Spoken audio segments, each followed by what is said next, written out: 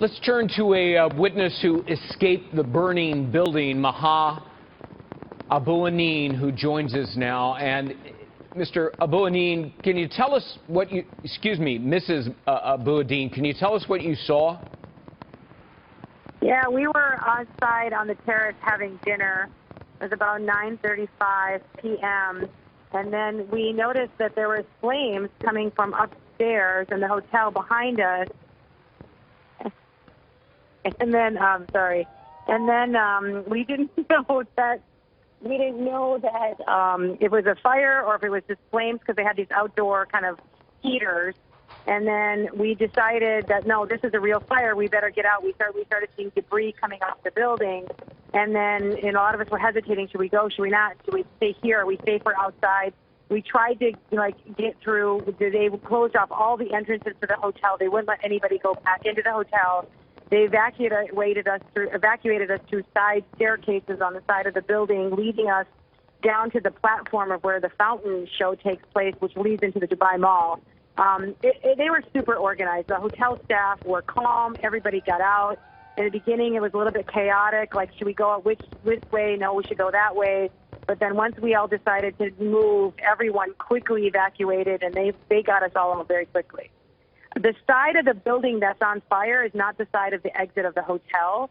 So, but it quickly engulfed the whole exterior of the hotel all the way up to the 80th floor or whatever, 60th floor it is. And when you say the whole hotel, are you talking about the whole side of the hotel? Because the whole side of the hotel. Right. The whole side of the hotel that's facing the Burj Khalifa. I mean, we were up on the 42nd floor about an hour earlier, and there were a lot of people in their rooms having dinner or drinks, kind of waiting to go down to either watch the show or we're going to watch the show from their room.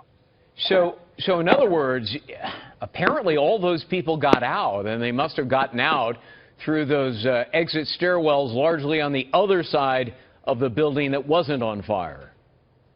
Actually, I'm not surprised. I'm not surprised that everybody in the building got out because the way that they did it was so organized and so efficient and so professional.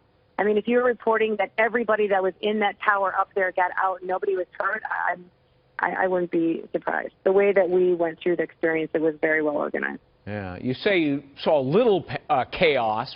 I mean, was there a scene of panic at any point in time? Yeah, there was. I mean, this is a crisis situation. You don't really know where to go. We weren't familiar with other exits except for going back into the hotel.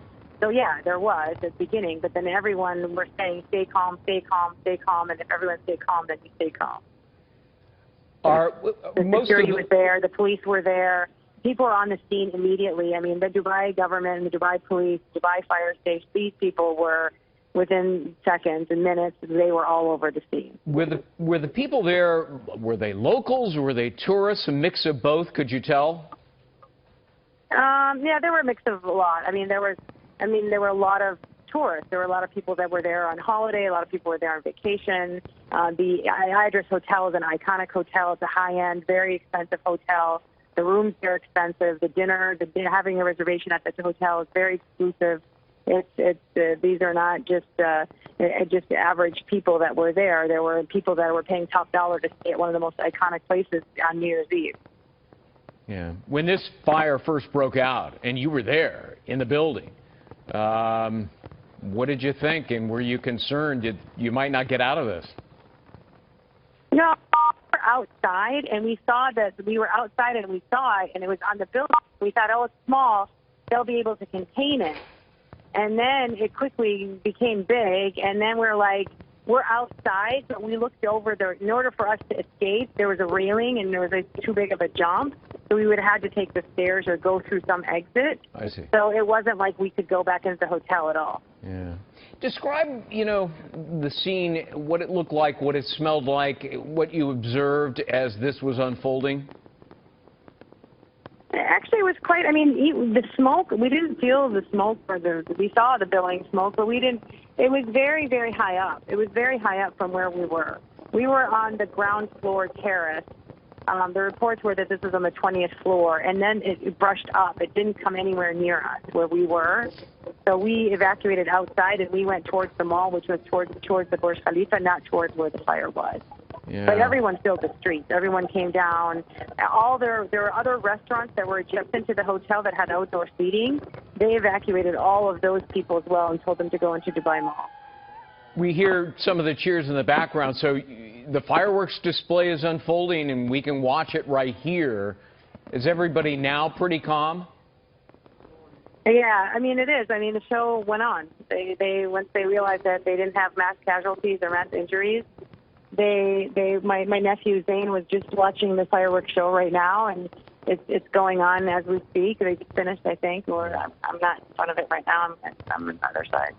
Yeah. Given what happened, are you a little surprised that they went on with the fireworks display and the celebrations? Yeah, because there was a report that they weren't going to go on with it, but Dubai is resilient like that. Like, they know that people came to see this, and they've spent 6 months setting this up. I mean, the government of Dubai and the people in Dubai are resilient people, and they want to make sure that people have a good impression. And I think they assessed that the situation at the hotel was under control, and they said the show must go on, and they wanted to make sure that the people weren't disappointed.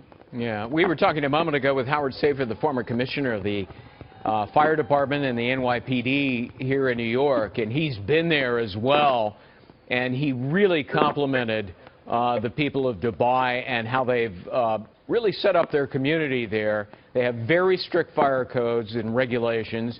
They practice and drill all the time for this kind of event, and you described it, Maha, as incredibly organized, the evacuation. To be honest, you know, it's like when we were going through it, it's as if they knew exactly what to do, as if they had done this scenario. They knew exactly where to go. People, all the staff were organized. They cared about getting the staff out. They knew exactly what to do. There was no question at any point that when we were being evacuated of where we were supposed to be going. Even when we went through Dubai Mall, they knew where to direct traffic. They knew where to people to go. It is as if they had this whole thing. They know exactly how to handle a crisis. I think, for one, I'm really, really impressed and proud that I'm here. Well, it's remarkable. We started covering this about 2 hours and 20 minutes ago, and at the time, it looked as though the entire building, all the way to the 63rd floor, was engulfed with flames throughout, and that it would be impossible and inconceivable for people on the upper floors to even survive.